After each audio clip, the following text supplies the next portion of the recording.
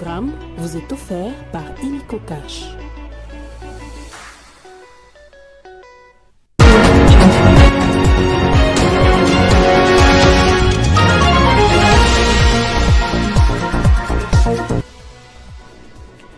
Ils sont au total une centaine des prisonniers à avoir bénéficié de la liberté conditionnelle ce jeudi. La décision est du ministre de la Justice, Constant Mutamba, en mission officielle dans la province du Kasaï oriental. Pour ses conseils, son soutien inestimable, son engagement à la corporation de Kinshasa et sa générosité, Jean-Marie Kassamba, reconnu pour son professionnalisme, bénéficie déjà du soutien des journalistes tant dans la ville qu'en province. C'est bien avant la tenue du congrès annoncé du 17 au 19 septembre. Il sera l'invité de Gaëtan Koubabrand vendredi pour donner les raisons de sa candidature. Il s'est observé de l'agitation aux alentours du centre financier de Kinshasa ce jeudi matin suite à l'annulation du sommet de la jeunesse africaine par la ministre des tutelles Noéla Ayeganagato. Qu'est-ce qui s'est réellement passé? À suivre tout à l'heure. Bonsoir à tous et bienvenue à ce nouveau rendez-vous d'information. On ouvre avec ces images, c'est dans les buts de lutter contre la criminalité urbaine à Kinshasa. 50 bus anti-émeutes ont été remis à la police nationale congolaise. La dotation est du gouvernement. Objectif, renforcer la logistique de la PNC et faciliter ses opérations de maintien et de rétablissement de l'ordre public. Dans l'actualité également, le ministre des Finances Doudou Fwamba Likonde a reçu dans son cabinet de travail ses collègues du portefeuille Jean-Lucien Boussa et des hydrocarbures, Aimé Sakombi. C'était en présence des dirigeants de la Sonaïdroc et des Kobil. Ces membres du gouvernement ont traité de la problématique liée à l'assainissement et à la maîtrise de la structure des prix des produits pétroliers. La séance de travail a concerné la problématique de l'approvisionnement en produits pétroliers, l'offre des produits pour garantir celle-là, mais également pour veiller à ce que les sociétés d'État, dont la Sonaïdroc et Kobil, puissent bénéficier d'un appui du gouvernement en ce qui concerne l'offre des produits pouvant conduire à la maîtrise des coûts moyens dans les cadres de l'assainissement de la structure des prix. Revenant à la charge, le ministre des Finances, Doudou Fwamba Likonde Libotaï, a dans la logique de revigorer la Sonaïdroc et la Kobil, fait part de la possibilité du gouvernement de collaborer encore avec les banques commerciales pour des lignes de crédit déjà ouvertes. Cette collaboration, a-t-il signifié, s'inscrit dans la perspective d'apporter les concours du gouvernement à ces deux entreprises publiques, d'améliorer l'offre de services et de maîtriser les prix à la pompe. Ces échanges sont consécutifs aux orientations de son Excellence Monsieur le Président de la République, chef de l'État, son Excellence Félix Antoine Tshisekedi Tshilombo, qui a, au cours d'une des réunions du Conseil des ministres, donné des orientations claires pour qu'une réflexion soit menée au niveau du gouvernement en vue de résoudre la problématique de l'assainissement et de la structure des prix. Une série de mesures vont être prises pour endiguer cette fraude, mais également améliorer les marchés pour de meilleurs résultats et une meilleure offre de services. Cet appui, selon les ministres du portefeuille Jean-Lucien Boussa, va notamment permettre le fonctionnement optimal de ces deux entreprises publiques. Il a été par exemple dit que s'agissant du marché du produit pétrolier, nous allons prendre des mesures qui consistent à considérer que les entreprises du portefeuille qui consomment du carburant, nous considérons que des parts des marchés devaient être dédiées à nos entreprises du secteur pétrolier pour que finalement, en face d'une offre grandissante, le chiffre d'affaires puisse aussi grandir et le maintenir en équilibre financier nécessaire. Dans un autre chapitre, le ministre des Finances a décortiqué ensemble avec le ministre Boussa et Sakombi la problématique de la fraude douanière. Cette fraude, a-t-il déploré, impacte négativement l'offre des produits et les marchés surtout dans la partie sud de la République démocratique du Congo. Mission officielle du ministre de la Justice à Mbujimayi, Constant Mutamba a libéré ce jeudi une centaine de prisonniers éligibles à la liberté conditionnelle. Par ailleurs, un lot important des matelas a été remis à la prison centrale de Mbujimayi pour améliorer les conditions carcérales. En mission officielle dans le Kasaï oriental, le ministre d'État de la Justice et garde de Sceaux, Constant Mutamba, a effectué une visite d'inspection ce jeudi à la prison centrale de Mbujimayi. Sur place, Constant Moutamba a été accueilli par la directrice de la prison, Marguerite Mbelou, et les vice-gouverneurs de la province. Tour à tour, les deux personnalités ont félicité le dynamisme du ministre d'État de la Justice qui applique bien la vision du président de la République, Félix Antoine Tshisekedi Tshilombo. Après l'accueil, la situation déplorable liée à la mauvaise administration de la justice et aux conditions inhumaines des prisonniers attire l'attention du patron de la justice. Chevillé à son programme des désengorgements et réhabilitation des prisons congolaises, le ministre d'État Constant Moutamba a procédé à la libération de prisonniers éligibles à la liberté conditionnelle. Sous la grande joie, les prisonniers libérés remercient les chefs de l'État pour la présence de Constant Moutamba à Mbuji-Mayi. Dans la même circonstance, le numéro 1 de la justice congolaise a remis un premier lot de matelas aux prisonniers restants pour améliorer leurs conditions carcérales. Témoin de l'événement, la population de Mbuji-Mayi a rendu hommage au magistrat suprême et à son envoyé au Kasaï oriental, Constant Moutamba. Le greffe de la Cour de justice des États de l'Afrique de l'Est, EAC, a publié le 26 août dernier l'extrait de rôle qui annonce l'examen en audience publique de la requête de la République démocratique du Congo contre le Rwanda. Pour le vice-ministre de la Justice en charge des contentieux internationaux, Samuel Bemba, il s'agit d'une victoire judiciaire pour la République démocratique du Congo. Il l'a dit au cours d'un point de presse tenu ce jeudi au Palais de la Justice que je vous propose de suivre dans cet extrait choisi par Dickens Kabouya. Après mon départ d'Arusha, la Cour a programmé l'affaire de la RDC contre le Rwanda. Ce procès aboutira à la condamnation du Rwanda pour violation de la souveraineté nationale et de l'intégrité territoriale d'un État membre de l'EAC, à l'occurrence la République démocratique du Congo.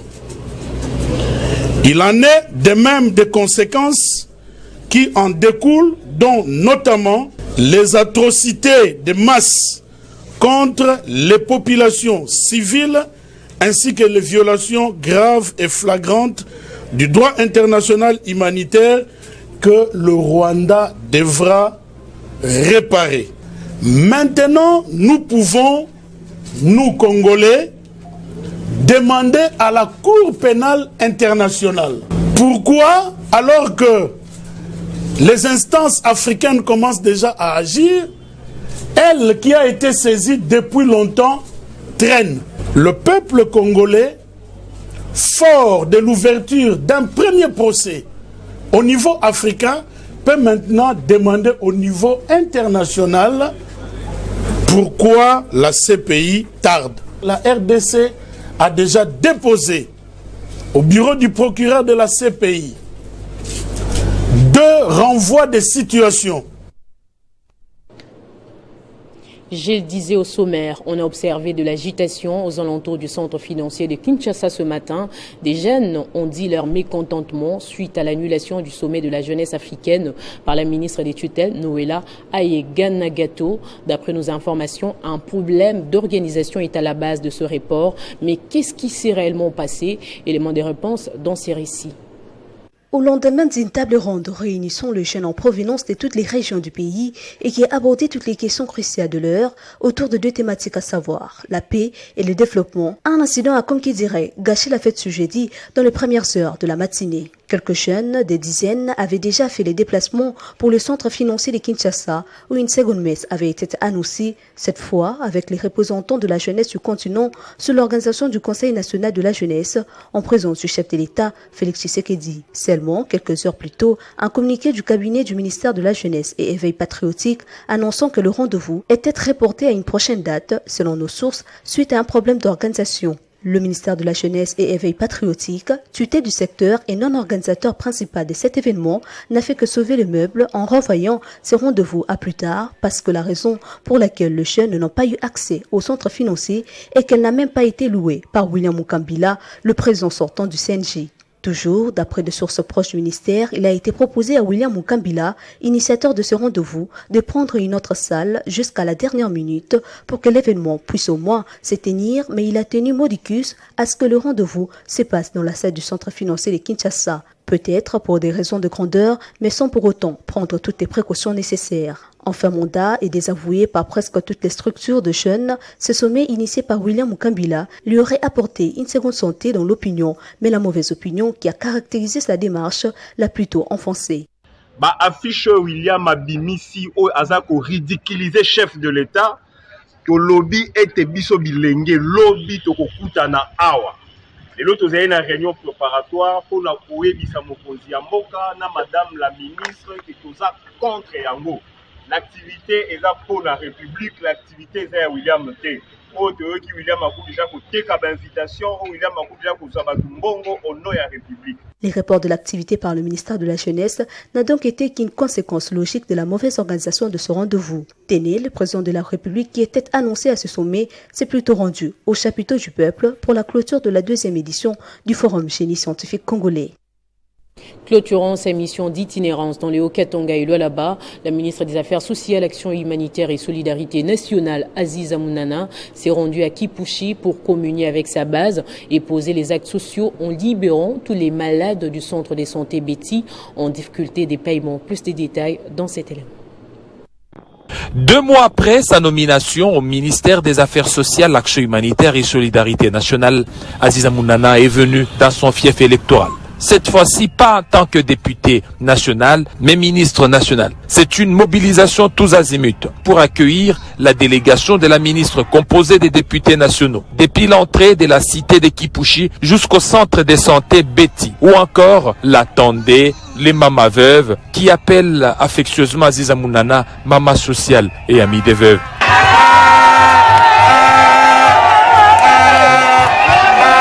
Comme dans ses habitudes, la ministre des Affaires sociales, Action humanitaire et solidarité nationale n'est pas venue main vide. Elle a apporté un lot important des lits et des médicaments de tout genre. Aziza Mounana explique ici le sens de ces gestes.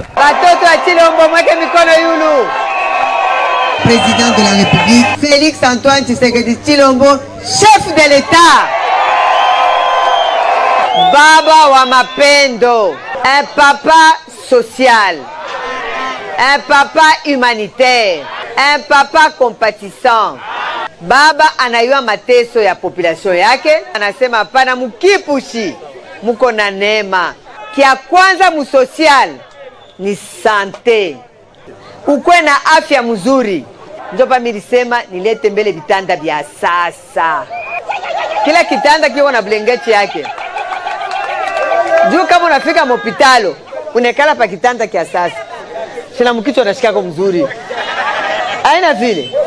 Unekala kwa kicho na saa hapana hii matelani. Nisiseme kwa malari. Autre geste sociaux posé.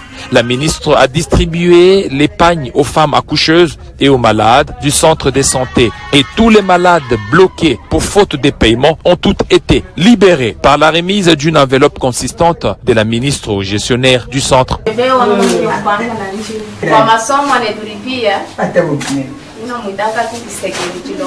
Mungu kubariki sana.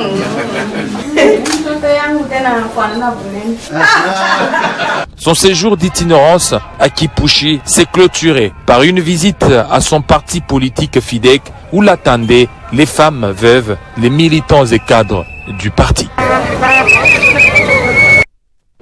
Il peut se targuer déjà d'avoir le soutien d'un grand nombre des professionnels des médias de Kinshasa. Jean-Marie Kassamba, candidat au poste du président de l'UNPC, a reçu ces jours des journalistes de la capitale venus lui témoigner de leur loyauté et accompagnement. Les audiences se sont déroulées dans ses bureaux de Kinshasa. En prélude des élections des membres de l'Union nationale de la presse du Congo UNPC qui pointe à l'horizon et dont Jean-Marie Kassamba est candidat au poste de président national, ce jeudi 29 août 2024, l'avant-midi était chargé pour Jean-Marie Kassamba de recevoir en audience plusieurs journalistes de différentes maisons de presse. Ces professionnels des médias sont venus réitérer leur soutien indéfectible à l'actuel président de l'UNPC Kinshasa pour ses prouesses à la tête de cette corporation des journalistes vivant à Kinshasa et dont ils espèrent le voir diriger au niveau national cette fois. Nous, au niveau de notre journal Info Lingala, on s'est dit, parmi les gens qui veulent diriger l'UNPC sur le plan national, nous avons regardé le profil de tous les candidats. On a vu que M. Jean-Marie Kassamba est le meilleur candidat parmi tous les autres. On va les soutenir et alors, à son tour, il ne va pas oublier les mots et problèmes qui se trouvent dans notre corporation.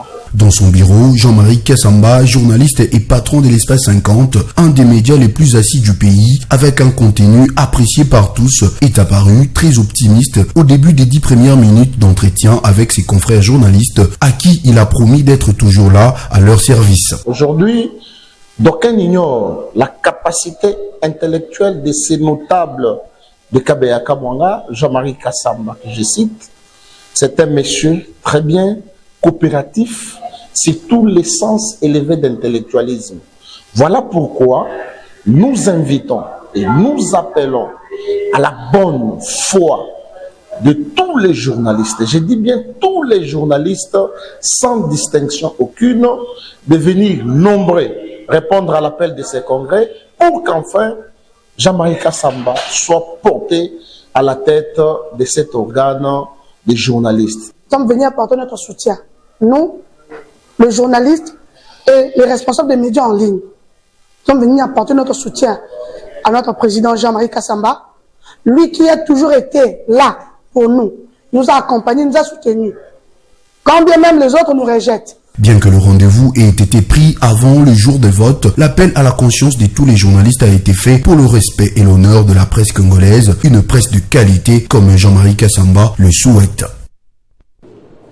Alors que de plus en plus des journalistes expriment leur soutien et leur accompagnement à sa candidature au poste de président de l'UNPC, Jean-Marie Kassamba explique demain dans un plateau spécial avec des jeunes de la presse congolaise le pourquoi de sa candidature. L'actuel patron de l'UNPC Kinshasa est intervenu plusieurs fois en faveur des journalistes de la capitale, parfois dans des circonstances difficiles, donnera les raisons qui l'ont poussé à vouloir briguer le poste au niveau national. L'émission spéciale est à suivre ce vendredi dans l'avant-midi. On écoute à ces sujets les collectifs des journalistes et éditeurs du Congo, conduits par Michel Bakemba.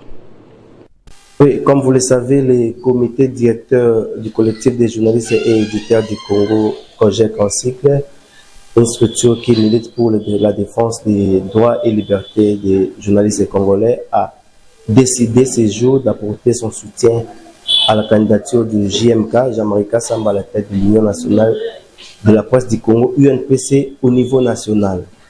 Vous le savez que le COJEC avait déjà en son temps signé un partenariat avec l'UNPC Kinshasa pour la révalorisation des métiers des journalistes en RDC, et aujourd'hui, les objectifs que le COJEC poursuit rencontrent les mêmes objectifs que l'UNPC pour la valorisation du métier de journaliste. Donc nous avons décidé ces partenariats stratégiques, professionnels signés avec l'UNPC Kinshasa, pourquoi pas l'amener aussi au niveau national. Et nous avons estimé bon, avec tous les membres du comité directeur, de soutenir sa candidature pour qu'il soit élu futur président de l'UNPC national. JMK, c'est un professionnel des médias, c'est une icône, c'est une référence, et surtout son caractère social.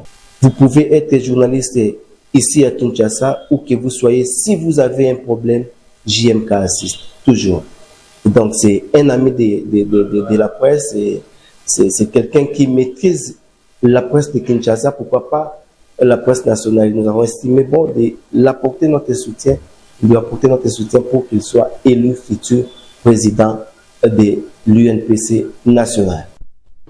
La Cour d'appel du Lualaba a pris acte des déclarations écrites des patrimoines de la gouverneure de province. Même geste de cette Cour faisant office de la Cour administrative d'appel pour les vice-gouverneurs et les 10 membres de l'exécutif provincial. C'était au cours de l'audience foraine organisée mercredi au sein de l'amphithéâtre Istem Kolwezi. Invité à émettre ses avis, le procureur général près le parquet général a confirmé la régularité de la procédure pour tous les membres du gouvernement Massoukari. Siégeant en matière de déclaration des patrimoines familiaux des membres du gouvernement provincial, la cour d'appel d'Iloalaba, faisant office de la cour administrative d'appel, a, au cours d'une audience foraine ce mercredi 28 août 2024 à l'Istem Kolusi, pris acte de la requête de la gouverneure Fifi Masuka Saini, de son vice-gouverneur Clément Moufundi et des ministres provinciaux introduite par leurs avocats. Après s'être déclarée régulièrement saisie, la cour a d'abord accordé un instant de parole à la partie requérante pour sa plaidoirie. Les déclarations de leurs patrimoines familiaux, et ici la loi elle-même précise le contenu de ce patrimoine familial, il faut en effet déclarer les biens meubles, les biens immeubles s'il y en a. La Cour a par la suite invité le procureur général à émettre ses avis conformément à la procédure. Ce dernier a brièvement expliqué que tous les patrimoines, y compris les comptes en banque, les meubles et les immeubles, ainsi que le patrimoine des enfants mineurs, devront être déclarés conformément à la loi. Le ministère public national soutient que la démarche des membres du gouvernement provincial, prescrit de la loi numéro 08/012 du 31 juillet 2008, portant principes fondamentaux relatifs à la libre administration des provinces, spécialement son article 24, et atteste devant cette évidence qu'il y a lieu de leur donner acte du dépôt individuel de leur déclaration. Prenant l'affaire en délibéré, la Cour a aussitôt rendu son arrêt sur le banc avant de promettre la notification à chaque déclarant, tout en insistant sur les raisons de cette procédure prévue par les législateurs pour lutter contre l'enrichissement illicite. C'est par une photo des familles que s'est clôturée cette cérémonie administrative et judiciaire. En vacances parlementaires à Lodja au Sankourou, le député national Lambert Mende a effectué une visite de terrain pour s'enquérir des travaux anti-érosifs financés par le gouvernement central sur instruction du chef de l'État, Félix Antoine Tshisekedi Tshilombo. Ces travaux sont exécutés par la société Aeris Africa et visent à lutter contre l'érosion qui menace l'existence même de cette agglomération, la plus importante de la province du Sankourou.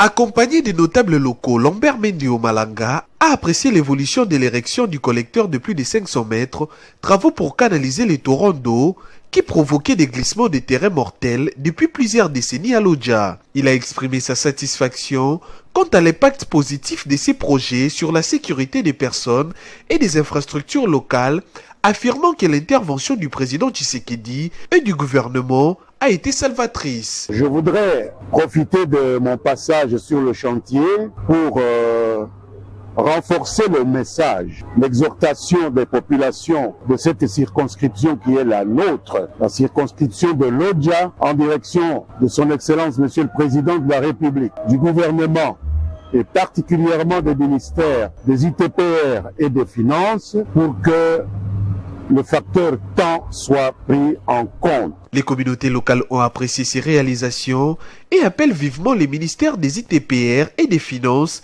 pour leur finition particulièrement au niveau du rembrayage dont les défauts pourraient compromettre tout l'ouvrage avec les intempéries qui s'annoncent au cours de cette période. Les travaux anti-érosifs d'Aeris Africa contribue aussi à un développement durable pour toute la région. Que ça demande l'urgence pour que nous puissions terminer les travaux. Nous sollicitons vraiment l'honorable par rapport à sa présence, que l'honorable Mende puisse être vraiment notre ambassadeur au gouvernement pour que le financement suive et que les travaux ne puissent pas s'arrêter. De cette visite, le député national Lambert Mende Malanga a également souligné l'importance d'une collaboration continue entre les autorités locales et l'entreprise impliquée pour la pérennité de l'ouvrage. Dans le cadre de ces vacances parlementaires, le député national élu de Boulungu, le professeur Eberond Kolengele, a été dans son fief électoral pour communier avec ses électeurs, mais aussi leur apporter des assistances nécessaires. Le député national Eberond Kolengele, élu de Boulungu dans la province du Kwilu, s'est rendu dans son fief électoral pour communier avec cette base dans le cadre de ses vacances parlementaires. À son arrivée, c'est une foule immense qui s'est mobilisée pour l'accueillir.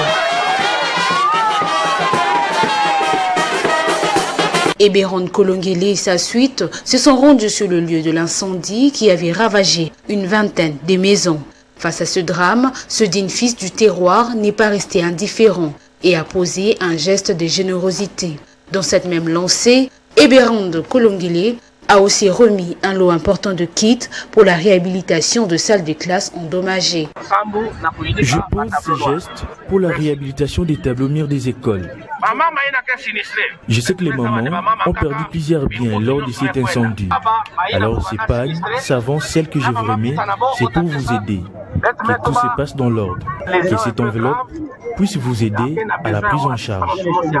Soucieux de rendre ce milieu plus moderne, la cité de Boulungu a été dotée des lampadaires, dont du professeur Eberon Kolongele, pour illuminer cette cité. À travers cette descente, le professeur et député national Eberon Kolongele a remercié ses électeurs pour le choix porté sur sa modeste personne. Tour à tour, les autorités administratives et la population ont exposé les différentes difficultés dont font face la province du Kwilu en général et la cité de Boulungu en particulier au député Kolongele. Ce dernier a promis de porter haut les desiderata de cette province pour des solutions idoines.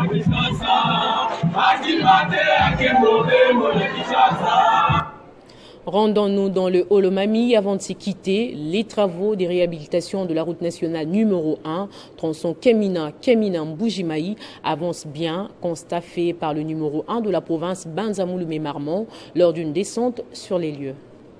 Nous sommes dans la ville de Kamina, chef-lieu du Olomami, où la nationale numéro 1, tronçon Kamina-Mbujimayi, qui était un calvaire pour les usagers. Aujourd'hui, grâce à la volonté du chef de l'État, la situation petit à petit trouve solution par les travaux de réhabilitation et modernisation. Travaux exécutés par l'entreprise CREC 9 sous la surveillance de l'HCGT, où nous trouvons le chef de mission Senga Kabila qui sans relâche supervise le chantier sans relâche car pour lui, faire un travail de qualité comme le veut le gouverneur Banzamoulou-Marmont reste un cheval de bataille. Déjà, cette première phase rencontre la satisfaction des usagers et autres opérateurs économiques disposant de véhicules. Ces derniers expriment la reconnaissance au chef de l'État pour cette vision de développement à la base et au chef de l'exécutif du Olomami pour le suivi en collaboration avec le chef de mission qui à tout prix veut répondre valablement à ces tâches lui confiées par le Olomami. Au terme de ces travaux, disent les usagers, c'est pour la toute première fois une route nationale épine de salle du système de communication de notre pays revêtue dans son entièreté de bout à bout, c'est-à-dire de la ville des Kamina-Mbujimayi, des Kamina-Lubumbashi.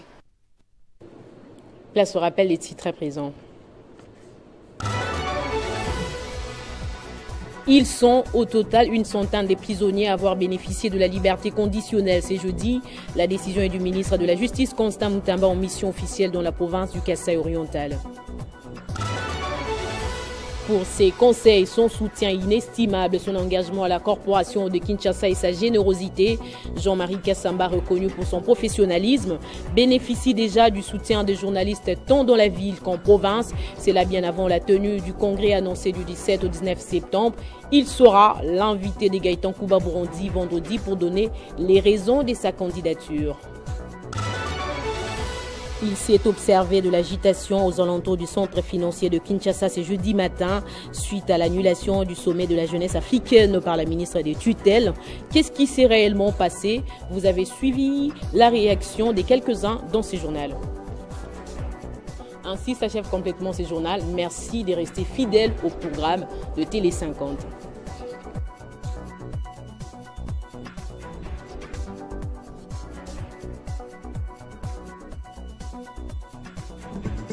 Retrouvez toute l'actualité en continu sur www.tele50.cd.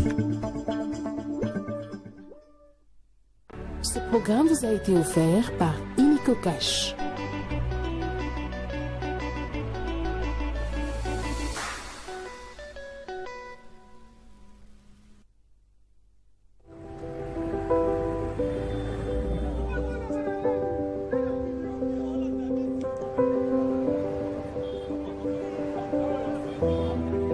Samedi 24 août 2024, week-end sans repos pour le ministre d'État, ministre de l'Aménagement du Territoire, Maître Guilo Ndomboyo.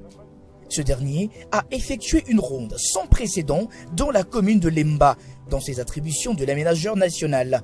Entre rencontres des citoyens, visites de routes délabrées, constat fait, plusieurs types d'érosion menacent la commune de Lemba, essentiellement dans les secteurs environnant l'université de Kinshasa. Si la route s'est détruite, c'est parce qu'il y a une grande fréquence de nos habitants qui passent par ici.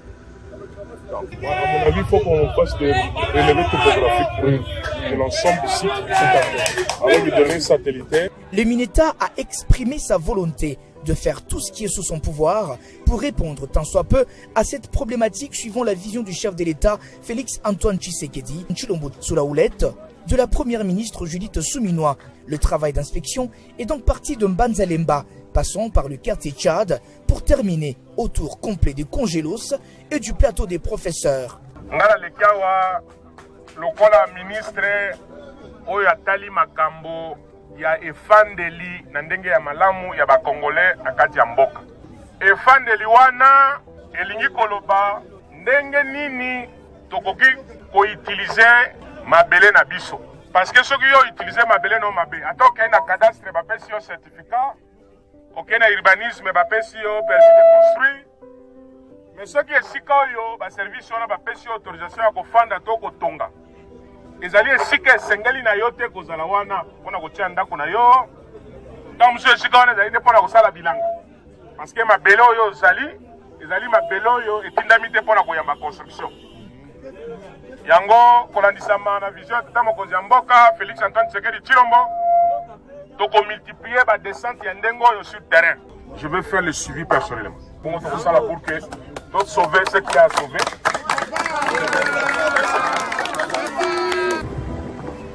En tant que véritable homme de terrain et dans sa casquette de philanthrope redoutable, chemin faisant, plusieurs actes de générosité ont été posés par le ministre d'État, Gulo Ndomboyo. La population des secours de la capitale a salué vivement son passage en lui réservant un accueil chaleureux. L'infatigable ne s'est pas arrêté là. Il a refusé de résister à un appel de sien vers l'intendance des Lunikines.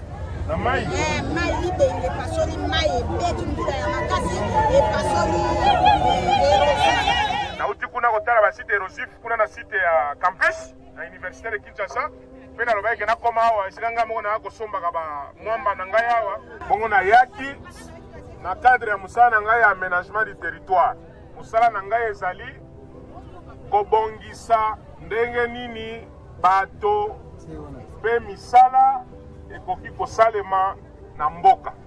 Tango biso na aménagement du territoire tolobi ke esika oyo bato batonga te, esika oyo bato balonaka, esika oyo bato basala bilanga, esika oyo tosala stade lokola bomoni boye. Soki yo ochange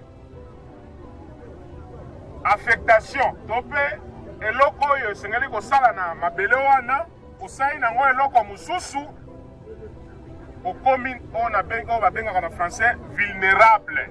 Nakuti bino na wenze te, wenze basala yango bisala asala te. Wenze il faut kosala plan d'aménagement na yango po ete na kati ya wenze eza na biloko ebele na kati, bisika kobomba biloko, mo esika okona kochange mbongo, mo esika okosala mwa depo na yo, mo esika ata mbula ezobeta mbula ezo yo te. Les Congolais méritent un pays bien aménagé. C'est par cette vision du chef de l'État, Félix Antoine Tshisekedi, implémentée au sein du gouvernement par la première ministre Judith Suminwa Tuluka et matérialisée au sein du ministère de l'aménagement du territoire par le Mineta Gulo Ndomboyo, que ce dernier refuse volontiers de se reposer dans son bureau et travaille jour et nuit sur les terrains qu'il aménage.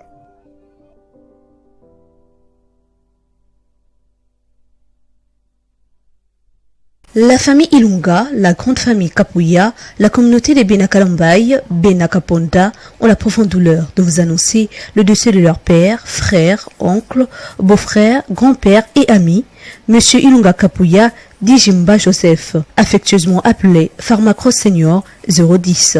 Décès survenu le vendredi 23 août 2024 à la suite d'une longue maladie.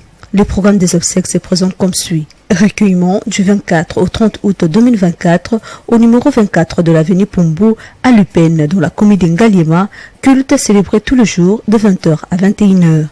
Veillée mortuaire samedi 31 août 2024 à partir de 18h jusqu'à l'aube. Lieu salle Le Rubis, avenue Père Boka, numéro 2, commune de la Gombe, référence lycée Bosangani. Enterrement dimanche 1er septembre 2024. Le programme se présente comme suit. 8h45, levée du corps de la morgue du cinquantenaire. 9h30, culte d'action de grâce dans la salle Rubis. 11h juste, départ pour l'inhumation au cimetière Kimberline, Memorial Park. 16h30, bain de consolation au numéro 24 de l'avenue Bumbu à Lupin. Enterrement dimanche 1er septembre 2024. Le programme se présente comme suit. 8h45, levée du corps de la morgue du cinquantenaire. 9h30, culte d'action de grâce dans la salle Rubis. 11h juste, départ de l'inhumation au cimetière Kimberline, Memorial Park. 16h30, bain de consolation au numéro 24 de l'avenue Bumbu à Lupin.